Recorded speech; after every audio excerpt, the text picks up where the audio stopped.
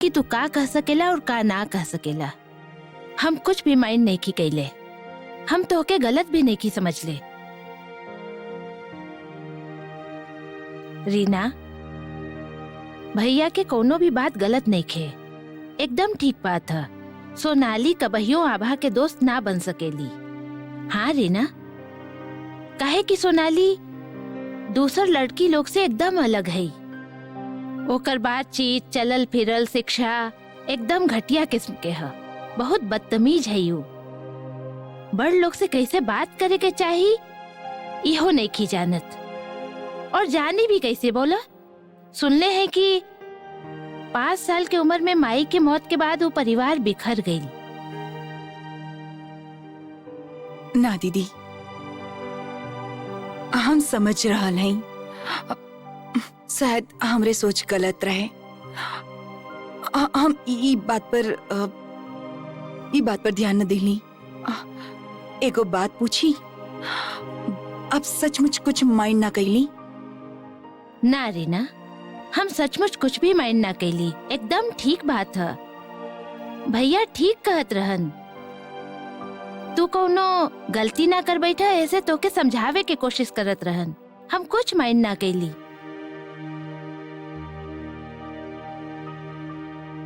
रीना, थोड़ी का सा धीरज रखा प्लीज। आबा हमार भी बेटी है, ओकर भला बुरा सोचे के जिम्मेदारी हमार भी है। थोड़ा सा धीरज रखा, देखिए सब ठीक हो जाए। ठीक हो जाएगी ना?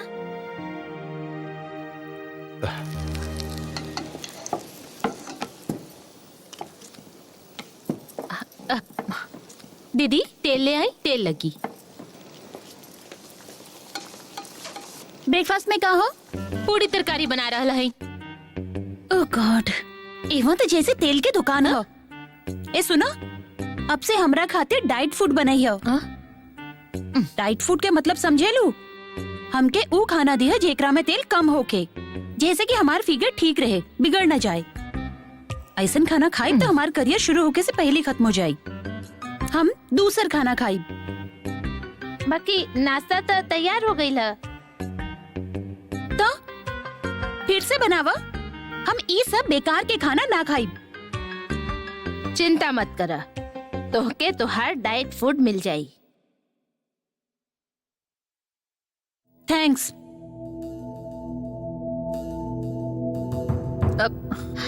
बाकी दीदी आज के नाश्ता तो तैयार हो गई है, फिर से का बनाई? कुछ भी ना, ओकरा सवेरे 2 सेव दे दा, दोपहरिया के छोला फरही दे दा, और रात के कुछ ड्राई फ्रूट। और ज्यादा कुछ मांगी तो 1 गिलास जूस दे दिया, ठीक है? ये सब से का ओकर पेट भर जाए दीदी? खाए दा ना, तनी 2 दिन बीते दा, देखी है 2-3 दिन में वो सीधा रास्ता पर आ जाई। देखिए वो हम लोग वाला ही खाना खाए लगी। तू एकदम चिंता मत करा, ठीक है? हाँ।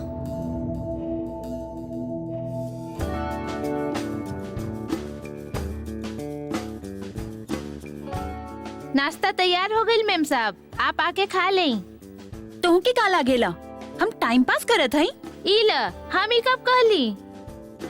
ना कहलू? थैंक यू, बहुत बड़ा उपकार कइलू। तका आपके नाश्ता उठा के रख दे। ना रहे दा, ज्यादा दिमाग मत खा। तू जा, 2 मिनट में हम आ रहे हैं। और हाँ, हम डाइट फूड खाई, वो तेल वाला सड़ल खाना हम ना खाई। बा बा डाइट वाला खाना ही बा।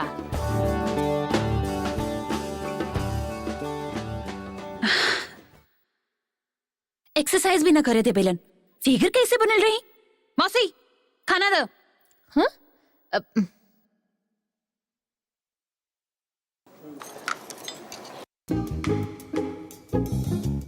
खाली सेब? तुहार डाइट फूड आज से यह तुहार ब्रेकफास्ट होई, जैसन कि तू चाहे लो। हाँ, बाकी कुछ कहे के है?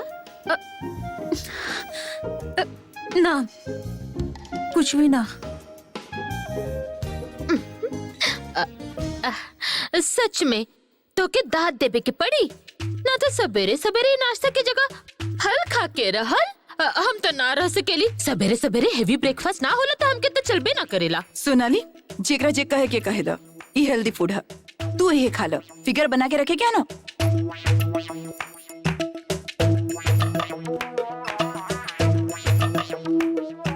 और दे बोनी अब है?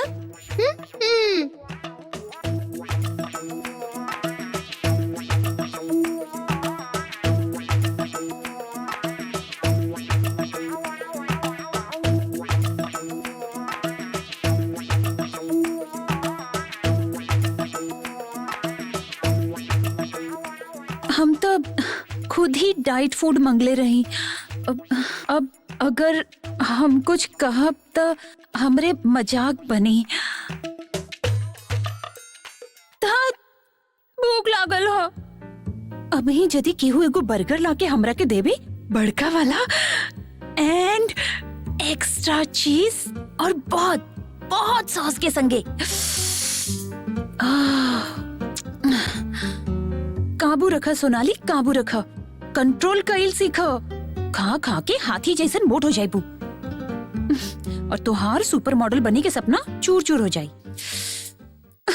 गॉड, खाली तरकारी, फल, गाजर। सवेरे वाला पूरी यदि मिल जाए तो अच्छा रहित ना। फिर तो ये जन्म में शायद हम सुपर मॉडल ना बन पाए। अरे वाह, तू आ गई लो मासी। बहुत लंबा जिंदगी हो तुहार। देखी काले आइलू। लंच में छोले। इल आप जौन खाना कहले रही उहे तई खाना हा। एकदम तेल नहीं खे, आराम से खा ली ही। साथ में दही भी है।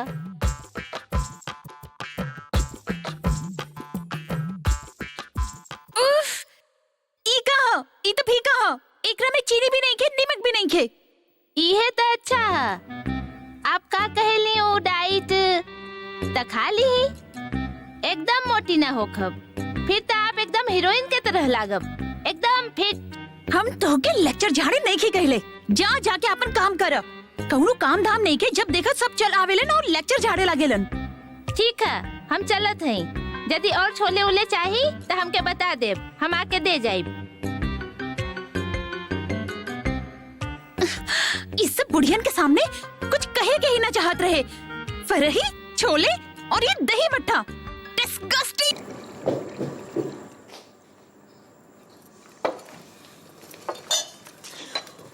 वाव, फिश फ्राई। ना ना ना, वो तोहरा खातिर नहीं खे। तोहरा खातिर डाइट फूड है। तू जैसन कहले रहू, 0 कैलोरी 0 ऑयल। अब लो अपन डाइट फूड। ये तो खाली फ्रूट है। फ्रूट सलाद सबसे अच्छा डाइट। तो मैगजीन में नहीं खू पढ़ ले, सुपर मॉडल बने खातिर तो हमेशा इहे सब खाए के पड़ेला। यही से तोहके इहे दिली। गंगा खास करके तोहरा खातिर बनौले है। उनका थैंक यू तो कहा। Thank you. चल अब तू लोग भी अपन अपन खाना शुरू करा।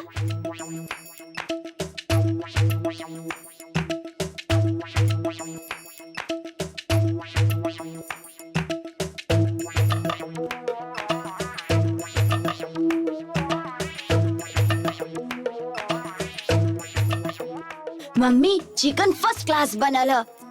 सोनाली दीदी के थोड़ी का सा ना दे सकेलू? ना ना, एकदम ना। पता है, जे भी डाइटिंग करेला ओकरा के सही ढंग से नियम के पालन करे के पड़ेला। अचानक कुछ भी खा ले तो एक तबीयत बिगड़ जाए, है ना। इस सब से इंसान मोटा हो जाला, है ना। ठीक कहलो सुनीता। सोनाली इतना तकलीफ उठा के डाइटिंग कर रहल है, हम सभी के ओकर मदद करे के चाहिए ना।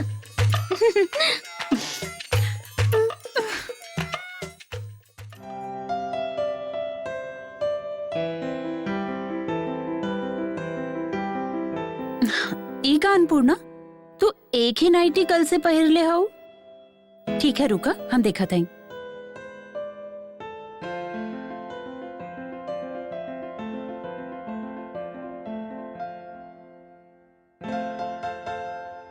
इला, ई पिंक ड्रेस पहिरबू आज। ई रंग तुह पे खूब अच्छा लगी। हम तो तुमके कहले हई कि ये घर में जे कुछ भी है सब तोहार है। रोज रोज एक ही ड्रेस मत पहिरल कर, रोज रोज नया ड्रेस पहिरल कर। अच्छा तू फाइनल कहलू कि तू कौन सा स्कूल में पढ़बू? तोहार पापा फाइनल करे खातिर कहले बाड़न ना, हमके ना बताइबू?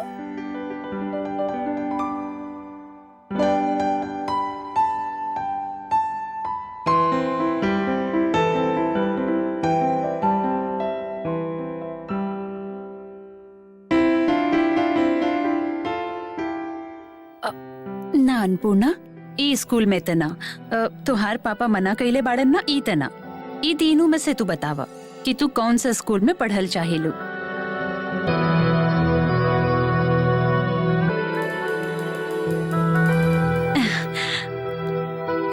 वाह, तू जाने लो हम दोनों के भी यह स्कूल पसंद रहे अन्नपूर्णा। बहुत अच्छा स्कूल है, पटना के बहुत बड़ा स्कूल है। अच्छा अन्नपूर्णा, तू बड़ी होके का बनल चाहेलू बेटा? हम बड़ी होके टीचर बनल चाहेले। टीचर काहे? हमार माई कहत रही कि हम टीचर बनब तो अपना से भी गरीब लइकन के पढ़ा पाइब। जे भी पढ़ल चाहेलन, बाकी पैसा न होखला के वजह से ना पढ़ेलन। हमार माई कहत रही कि हम टीचर बन जाए तो माई के सपना पूरा हो जाए। तू एक दिन बहुत बहुत बड़ी बनबो अन्नपूर्णा, तुहार सब सपना पूरा हुई, तुहार माई के भी सब सपना सच हुई। तू खाली मन लगा के पढ़ाई करी है बेटी, जैसे कि आगे चल के तुहार माई बाबूजी और हम लोग के भी नाम रोशन होके। हम करब मम्मी, ई सब खातिर जितना भी पढ़ाई करे के पड़ी हम उस सब करब।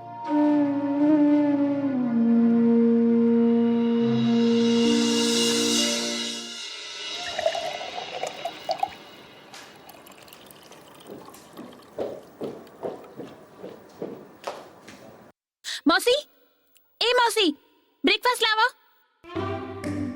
चिल्ला मत, तोहार ब्रेकफास्ट तैयार है। कब आ ब्रेकफास्ट? यह तोहार डाइट फूड, लो कैलोरी लो ऑयल। फिर से सेब? हम ना खाई। तो फिर पपीता काट दे या कोनो दूसर फल? धत, कौनो फल ना, पूरा दिन खाली फल फरही छोले, फिर वापस छोले फरही फल। हमार मुंह सड़ गइल ह। ई का तोहार कहला पर ही तो तोहके हम लोग डाइट फूड दे रहल हई। अब ऐसे कहबू तो कैसे चली? हमरा से गलती हो गई, हमके माफ कर दो प्लीज। अब हम और डाइट फूड ना खा पाई। तू सब लोग जे खाइलू आगे से हम उहे खाइब। तू लोग के और परेशान ना करब। ए सुना, आई मीन मौसी, का बनले हो आज? पूरी या परोठा? दाना हमके गर्मा गर्म। अरे ई का कह रही आप? वो सब खाइब तो आपके फिगर बिगड़ जाई। कुछ ना हुई, तू दाना हमके। ओकरा में तो तेल रही। कुछ तेल वेल ना, कुछ ना हुई खाए से, दोनों हमके थोड़ी का सा। तो फिर अब तू कबो केहू के टोकबू नहीं खे ना? ई तो ना कहबू कि हम लोग मोटा बना देली। नो, कब्बो ना। गर्मा गर्म घर के खाना से अच्छा कुछ होखेला का? हमके बहुत भूख लागल है, दाना। आज का बनौले हो गंगा? आज टोस्ट है और आलू के परोठा। आलू के परोठा? वाह, हमार फेवरेट है। ठीक है, आप बैठी, हम अभी गर्मा गर्म बना के लावत थी।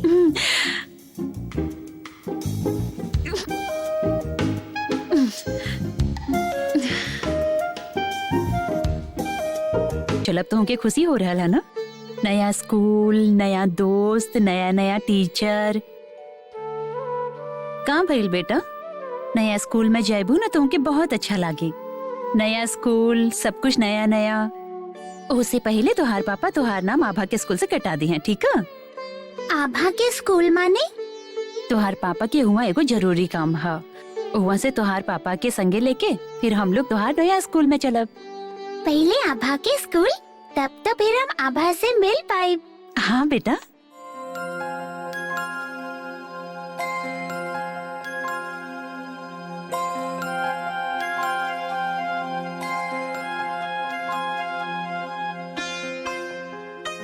Thank you. सच में मिस्टर चौबे, आपके मन बहुत बड़ा है।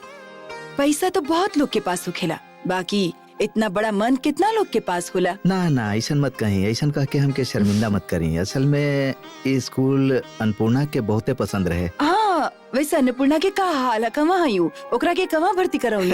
अच्छी है, वो बहुत सा स्कूल में एग्जाम वगैरह दिले रही, सब जगह वो अच्छा। बहुत अच्छा रिजल्ट कैले है। ऐसे हम जब ओकरा के ऑप्शन दिली तो वो यही स्कूल सेलेक्ट कैली। वाह, ये तो सच में बहुत अच्छा समाचार है। ओकरा हमारा तरफ से आशीर्वाद दे दे। श्योर। वैसे हम लोग तो पहले ही समझ गए रहे कि अन्नपूर्णा बहुत टैलेंटेड है। ओकर रहन सहन चलल फिरल सब कुछ पॉजिटिव है। वो चाहे कोनो स्कूल में जाए, देखब बहुत अच्छा रिजल्ट करी, वो बहुत आगे जाई। वैसे ओकरा लेके हमारे मन में भी बहुत उम्मीद है। वो खाली मन लगा के पढ़े, कहे कि नया जगह नया वातावरण, वो अच्छा तरह से मन लगा के पढ़ी तो हम लोग निश्चिंत हो जाए। पता ना हमारी पूछल ठीक है कि ना। बाकी एगो बात पूछी मिस्टर चौबे, यदि आपके कोनो ऐतराज ना होखे त? ना ना, ऐतराज वाला कोनो बात नहीं किया, आप पूछी ना। ना हम पूछत रहे कि अन्नपूर्णा के हमारे स्कूल में काहे न डरली आप? हम लोग तो ओकरा के अच्छा तरह से गाइड कर सकत रही। असल में ना, यदि आपके कोनो दिक्कत है त रहे दी। I am extremely sorry. बतावल या ना बतावल पूरा तरह से आपके पर्सनल मैटर है। असल में रीना चौधरी हमके अन्नपूर्णा के दूसरे स्कूल में डायरेक्ट खातिर जोर दिले रही, उनके चलते हमके अन्नपूर्णा मिलल है। ऐसे उनका रिक्वेस्ट के तो मान रखे के पड़ी।